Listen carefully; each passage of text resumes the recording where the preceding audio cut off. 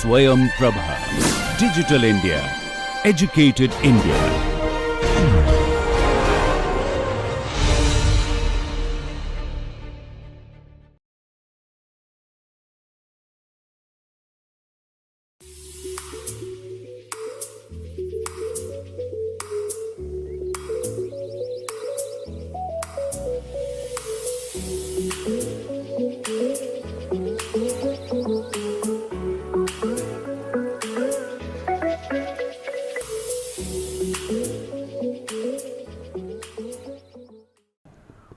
I welcome you to this lecture of flow through porous media. We are going to discuss about immiscible flow, and in this context we have already covered the concepts of saturation. We have already covered concepts of capillary pressure and how capillary pressure depends on saturation, how capillary pressure can be measured, and our next objective would be to define this relative permeability in terms of these capillary pressure and saturation contact angle, how they relate, how we can define relative permeability, and finally two phase flow. So, what we found earlier was that this capillary pressure Pc is a function of saturation, and we said that when the non-wetting phase is displaced, non-wetting phase is pushed out of the porous medium by injection of wetting phase, that process is known as imbibition, simply because wetting phase is imbibed into the porous system. On the other hand, when it is the reversal, that means the wetting phase is displaced out. So, non-wetting phase is injected, which does not happen on its own. Non-wetting phase, you have to exert extra pressure. So, that process is known as drainage. So, what I pointed out at that time is that these two curves, they do not fall on each other. That means, the path that is followed, capillary pressure versus saturation, while on the imbibition route, when it goes back, it follows the drainage curve, which is different. So, this process is known as capillary hysteresis. So, the reason for this is a group of pores or capillaries that empty at characteristic drainage pressure is different from characteristic imbibition pressure. You must recall that when we said that there is a pore, something like this. For example, consider the bulbs filled with wetting phase at atmospheric pressure. Let us say we are looking at this particular pore here. This is filled with wetting phase, and now you want to inject non-wetting phase into this pore. So, consider these bulbs filled with wetting phase at atmospheric pressure, and non-wetting phase is imposed at pressure exceeding atmospheric pressure. So, if one wants non-wetting phase to be introduced into this pore, one has to have the pressure higher than atmospheric pressure, and that difference is the capillary pressure. We all are aware of it, and this capillary pressure is inversely proportional to this radius of curvature here. So, so first the capillary pressure based on larger radius will be exceeded. We remember that capillary pressure is given by 2 sigma by Rm. So, in this case, I mean the radius, when the radius is large, capillary pressure is small. So, as one increases the pressure above atmospheric, the capillary pressure for the larger pores will be exceeded. So, non-wetting phase will enter into those pores where the pore throat is larger. So, larger pressure radius will be exceeded, accordingly non-wetting phase enters from the left side. So, if we look at this particular pore, this pore throat is larger, this pore throat is smaller. So, we expect that the non-wetting phase enters from the left side, thereby displacing wetting phase from the right side. So, this process is known as drainage. On the other hand, when the pressure is reduced, so outside pressure is reduced below the suction pressure for the wetting phase, the wetting phase will be drawn into the pore. So, wetting phase will be then in that case drawn into the pore, and at that time they have this advantage of capillary pressure. In this case, capillary pressure goes against it, against the flow of oil into the pore, flow of non-wetting phase into the pore. Whereas, when it comes to flow of wetting phase into the pore, it has the advantage. It is like we have in capillary rise, we have there is a suction effect. So, the suction pressure will be highest at the lowest pore radius, because suction pressure once again depends on, is proportional to 1 by Rm. So, naturally suction pressure would be higher when the radius is lowest, and the wetting phase will enter from the right. So, in this case the first wetting phase will enter from the right, not from the left, because here that suction would be more. So, displacing the non-wetting phase through the throat at the left end. So, the non-wetting phase will be displaced from the throat at the left end. So, accordingly you can see the drainage process, that means when non-wetting phase enter into the pore displacing the wetting phase, that happens in this direction, whereas when wetting phase enters, that happens from the other direction. So, one cannot expect that they will fall on the same line, because it is not just displacement of one phase by the other in the same direction. So, because of this, one can see that these characteristic pressure for the two processes will be different. So, that is why we expect a capillary hysteresis. These two curves, they may not fall, they will not fall on each other. So, now we start thinking about this multi-phase flow of immiscible fluids. So, when we have multi-phase flow of immiscible fluids, what all we have in mind here? First of all, what we see, let us see what kind of model we have in mind. I mean, when I have a pore space, we said last time, right? We have constructed a pore space. Let us say we picked up a volume element here, and let us say we have this as the pore space. So, this is all solid. So, this is the pore space, and this pore space we said is occupied by two different phases. One phase is beating phase, the other phase is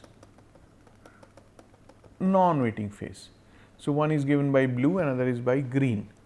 So, how we conceptualize this flow of two phases happening together in a porous medium? So, first of all, what we assume here is that the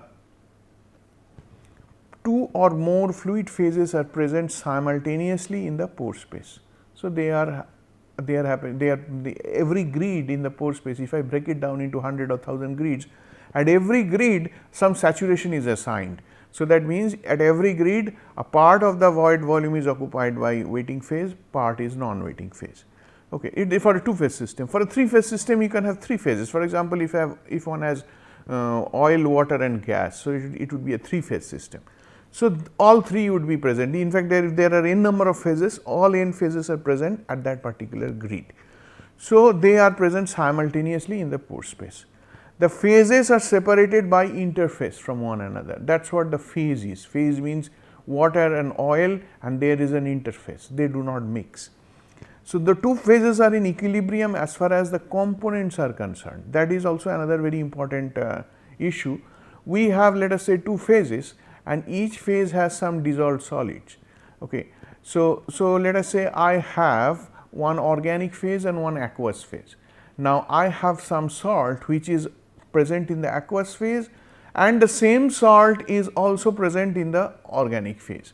So, then there will be a partition of that salt between the aqueous phase and the organic phase, and this partition there is something called a distribution coefficient. Distribution coefficient we generally denote it by K. That distribution coefficient is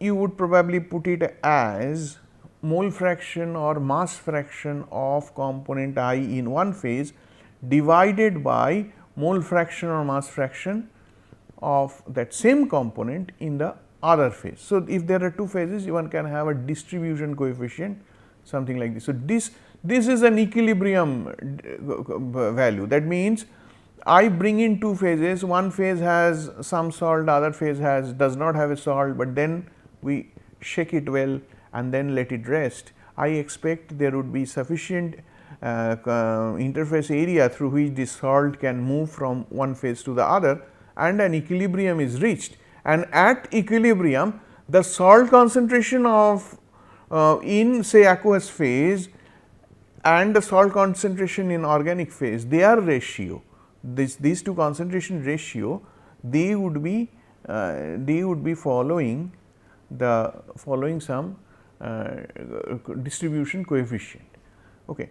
So, this is at equilibrium. If the equilibrium is not reached, this may not be satisfied. So, equilibrium means they have to be brought in, the two phases have to be brought in intimate contact with each other, so that the solute transfer from one phase to other can take place, and then you have to give it sufficient residence time, so that you have to allow them to reach equilibrium, and after it reaches equilibrium, if you find out what is the concentration of that salt in the aqueous phase and the concentration of that salt in the organic phase and their ratio. So, you will find that it follows certain equilibrium value which can be determined from thermodynamic considerations and all. So, you are assuming the two phases are in equilibrium as far as the components means that dissolved salt. So, as far as the components are considered. Now, in this context there is something called a steady flow. Steady flow, I briefly talked about steady flow in the last lecture. This is something like this, that if let us say I have these say let us say waiting and non-waiting phase, water is a waiting phase, oil is a non-waiting phase, and they are coexisting in this, let us say in the ratio of, let us say this total volume is I call it let us say 100, let us say total volume is 50 ml. Out of that we said 40 ml is 50 ml is the total. Let us put it this way, total volume is, let us say total volume is 150 ml, total volume is 150 ml. Out of 150 ml then we have let us say porosity is 1/3, that means 0.333. So, then in that case we can expect the void volume is 50 ml, and out of this 50 ml, let us say out of this 50 ml 40 ml is water and 10 ml is oil. Let us say 40 ml is water and 10 ml is oil. So, that is how it splits, 40 plus 10 50, and 50 1/3 of 150 is 50. So, porosity is 1/3. So, now in this case let us say we have we are having a flow through this system. So, in this case if somebody calculates the saturation of water would be in this case 40 divided by 50, and saturation of non-waiting phase, that would be, saturation of waiting phase is 40 divided by 50 and non-waiting phase would be 10 divided by 50. So, that is how the saturations are defined for this particular grid. Now, let us say I am establishing a flow through the system, whereby first of all this entire porous medium is following this. So, at every grid this is what is followed, and then when I am injecting, let us say what is their ratio. I think the ratio comes to 4:1, right. So, suppose I inject the volume of water and volume of oil, I put them together and mix and send it. Obviously, I cannot mix them, but I can disperse the two phases. Disperse means generally if I have two phases, you will find one would be the continuous phase, that means there is a maze here, and in that you will find other phase would be generally present in droplets. I mean, if you take water and oil in a test tube and shake it, and you will see that this is what would be formed. I mean, there would be small droplets of one phase embedded in as if a matrix of the other phase. So, let us say we can create this kind of a two phase system. So, let us say we create this kind of two phase system by mixing, which has 4:1 ratio of water and oil and in by volume, and then we inject this through the system. Then I can expect that the saturation will not change, because the saturation it is the same ratio, the oil and the wetting and non-wetting phase they are flowing. So, we do not expect them to change at this grid. So, that is referred as steady flow. So, what it says is saturation is constant with time at all points, no displacement of one fluid by the other.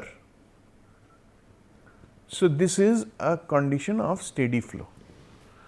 So, what is unsteady flow? Suppose it is filled, you have this kind of a system with water and oil in this ratio, and then you start injecting oil. So, then in that case you will find oil will enter into some of the space that was originally occupied by water. So, the saturation at different grades they will change. So, then we call it unsteady flow, because saturation at grades they are changing with time. So, now when it comes to this saturation, when it comes to the steady flow, one can think of two conceptual model of steady flow.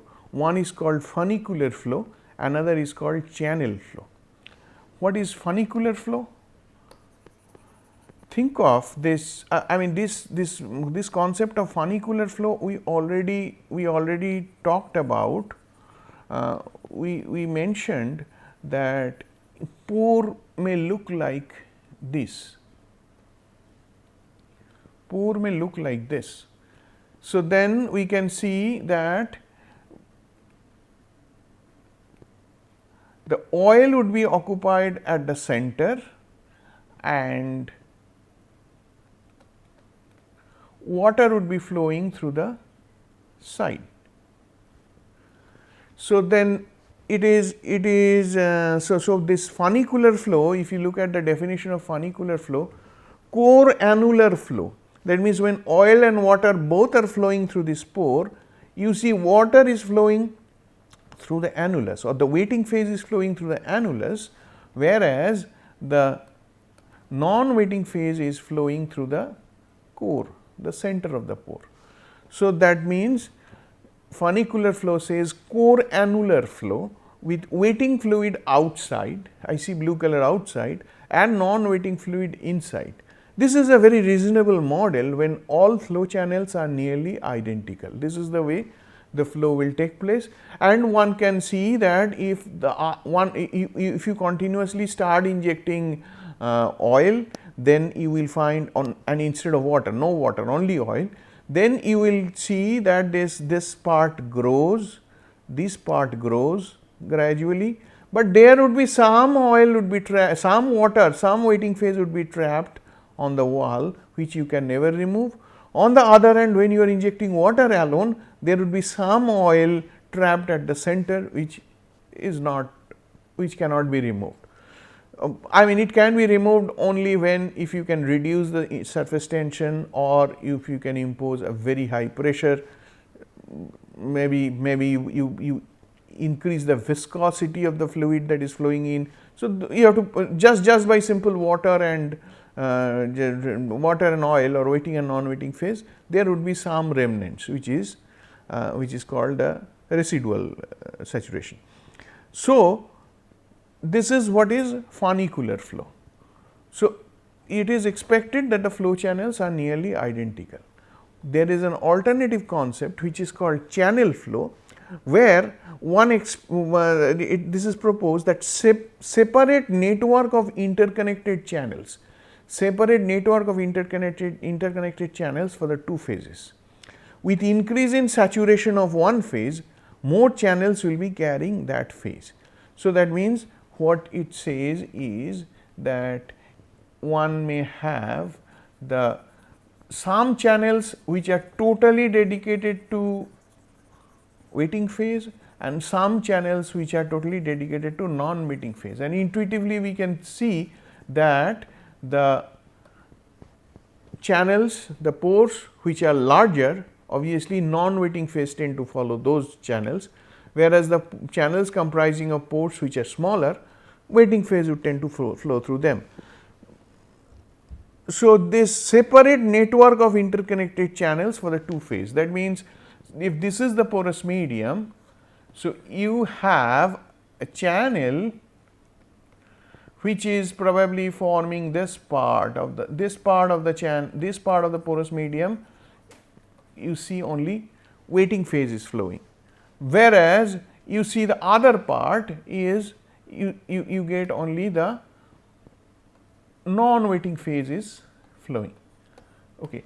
Now, as you increase the saturation of one phase, with increase in saturation of one phase, more channels will be carrying that phase. So, that means when you increase the oil phase saturation, that means instead of water you are injecting only oil, that is only non-waiting phase, you will find that some part of the channel which was originally was taken used by water, now the oil will infiltrate into those and those channels will be used for oil flow.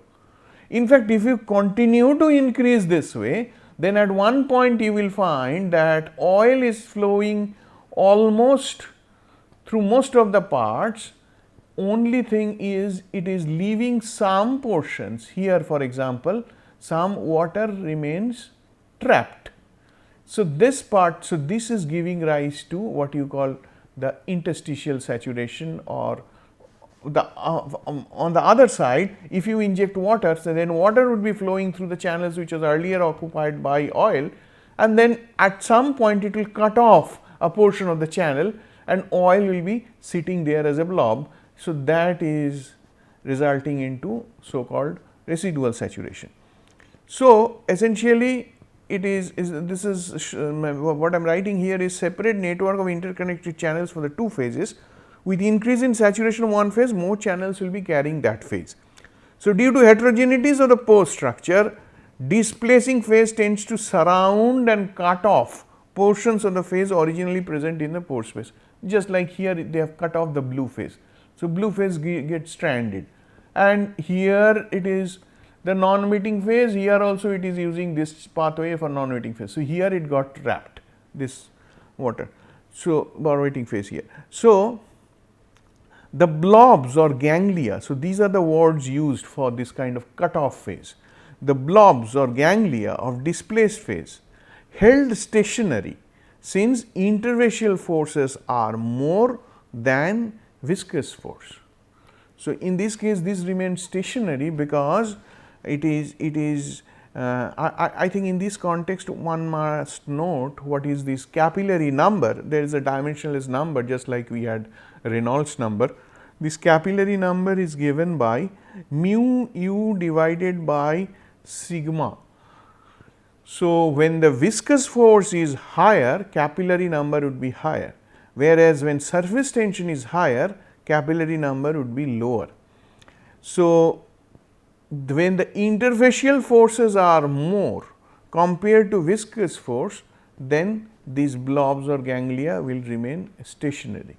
So, there would be threshold capillary number at which this blob or ganglia will remain stationary. So, one thing one can do at this time is they can reduce this sigma, so that the capillary. So, how do you reduce a sigma? Use a surfactant. So, by reducing this sigma, one can but that means that the interfacial tension is reduced. So, this capillary number would be higher. So, that means the domination of viscous force over interfacial force happens. So, at that time one can expect the blob to again start moving. See, basically the implication of this capillary number is, let us say I have a blob here, and I am submitting this blob to a viscous domination. So, what that means is that viscous effect, essentially it means that this there is a layer and then next layer having a high, this here the velocity is 0, here the velocity is more, here the velocity is even more, here the velocity is even more. So, this particular blob would be stretched. If you impose viscous force, then that means this particular blob will be stretched. This particular blob will take a shape like this. when it is stretched by the viscous force, because you are sliding one layer against the other, you are shearing this blob. So, this should be taking a shape like this. On the other hand, the interfacial force will try to retain it as it is, okay, as it will try to retain it as a sphere. So, when the viscous effect does not dominate, when surface tension effect dominates, so it will remain there as it is. Whereas, when viscous effect dominates, these will be stretched in the form of layers. This would be stretched, and then this would be forming smaller, probably if it breaks down. I mean, anything if someone stretches, I mean, it undergoes a process known as Rayleigh instability. You cannot continue to hold a string something in this way. You may see this kind of a similar effect when somebody works with a dripping faucet problem. A string of fluid comes from a tap, and then that breaks down into spheres. So, this is known as dripping faucet problem, and this happens because of some instability, which is given the name Rayleigh instability. So, here also the same thing, that this blob will be stretched into a string, and then it would be broken down into smaller blobs, and then it will be carried downstream. On the other hand, if the surface tension is stronger, it will retain its integrity and it will remain as it is. So, there would be a threshold capillary number on which, when this ganglia would be held up, or this ganglia will be moving, ganglia is breaking down into further smaller droplets. So, these are, and this is this threshold capillary number. One can change the capillary number of the one can change the operating capillary number, obviously, by playing with these parameters. For example, one I mentioned just now, if somebody can reduce this interfacial tension by adding surfactant. Okay. So, these are some of the ways to do these here. So, when the flow rate of the displacing fluid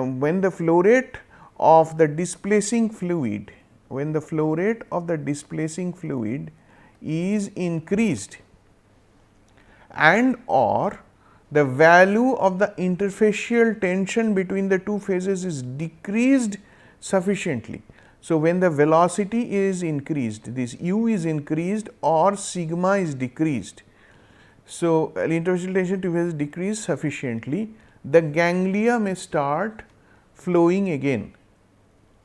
So, this is something which is important. So, when the velocity is increased, when the velocity is increased, means that you are putting more the domination of the viscous force, okay, and interfacial tension is decreased, means the surface tension force becomes less significant. So, when this happens, the operating capillary number will increase, and at that time one can expect that the ganglia will start flowing again. So, essentially you can see this is how these flow of two phases, they are conceptualized. I mean, whether we go by the funicular flow or whether you go by the channel flow, at the center there will be a, whether you go by the funicular flow or whether you go by the channel flow, there would be some kind of blob or ganglia. So, this blob could be at the center of the pore, or blob could be a trapped phase here, as we pointed out. So, either of it would be a blob or ganglia inside a porous medium, which is cut from the string of flow. So, if you have a flow string, now the flow string is cut and a blob has formed. So, this blob, and because of this we have interstitial saturation or residual saturation in the two sides. So, now this blob can be, you can make this blob to move. Obviously, one way is to change the saturation. I mean, if you see the water is maintaining a blob as a cutoff phase, and because you are injecting oil. So, now you, instead of oil you inject water, then again you see this, a channel will be established, So, a water channel will form on the with the blob on the pathway, and so you will have flow of water through that space.